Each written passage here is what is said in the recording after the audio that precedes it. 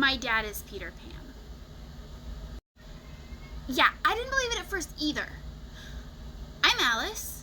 I grew up with my Granny Win. She has no idea who my mom is.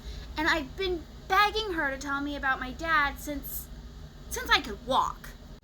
At first it was, no, you should wait until you're in high school. Alice, I'll tell you when you graduate. And I'm 21 now.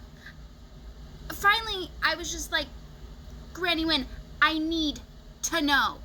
So she pulls out this book, Peter Pan, and she turns to the back, and she starts reading the ending about how Wendy grows up and she has a daughter named Jane, and Jane grows up and she has a daughter named Margaret, and Wendy is Peter's mother, and Jane is Peter's mother, and Margaret's Peter's mother, and that it's going to be like this until the end of time, as long as children are heartless and gay and all this other stuff. What does that even mean? And then she reads the last two words of every story, which, as you know, are the end, and then looks at me and goes, but it's not. And I'm like, what do you mean? And she says, I'm Margaret. It's like, no, you're not. You're Granny Win, short for Wendy. And I know you're not the Wendy because that book was written, what, the 1800s? Some people know their grandparents' full names. I didn't. Turns out her name is Margaret Wendy. And when her grandma died, she's like, no, I want to go by Wendy now because I loved my grandma that much. Her name's Margaret. She's the Margaret from the ending of Peter Pan. Now, I've got my friend Thea with me, and she's just as confused as I am. And she looks at Granny Win and she goes, okay, so, but how does that make Peter Pan her father? Well, I'm glad you asked.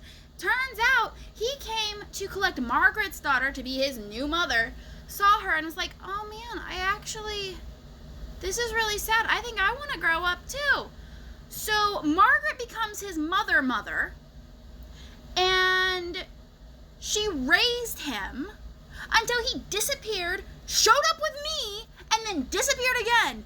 No one's seen him in 21 years. And as if that's not weird enough, she pulls out this little container. You know what this little container used to have in it? Fairy dust.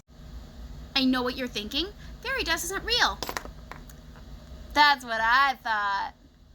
Turns out not only is fairy dust real, but that was the last bit that my family had. So anyway, she gives me the fairy dust. She gives me this book, and she tells me that if I sprinkle the fairy dust on the book, it'll open up like a portal, and I will go to Neverland to find my father. Of course, Thea's not going to let me go alone, so we spend our entire week reading Peter Pan cover to cover, every edition, so that we can know every single thing there is to know about Neverland, since that's going to be our new vacation home. So finally, it's the end of the week. We sprinkle the fairy dust on the book. Book opens up, huge, big, giant door, drops this key. We walk through, we're in Neverland. Guess who's not in Neverland? Peter Pan. No, he decided to leave, and he left Neverland in the hands of a little girl, which sounds crazy, but it is Neverland. And she hasn't seen Peter Pan in 21 years. When he came, took a bunch of books, and peaced out. So what are we gonna do? Well, we need to find him. So where are we gonna go? We're gonna go to the epicenter of all stories, a giant fairy tale book. So far, we've met a bunch of strange people, some kind of cool people. I had some glass stuck in my eye. That was fun. Oh, and a librarian who thinks that the book Five Children and It belongs under P. Don't know why. P. It doesn't start with P. Nesbit doesn't start with P. What is he thinking? Does he know the Dewey Decimal System?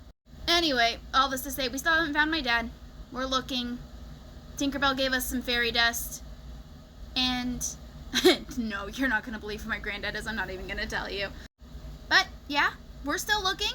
And so yeah, that is the story of how I found out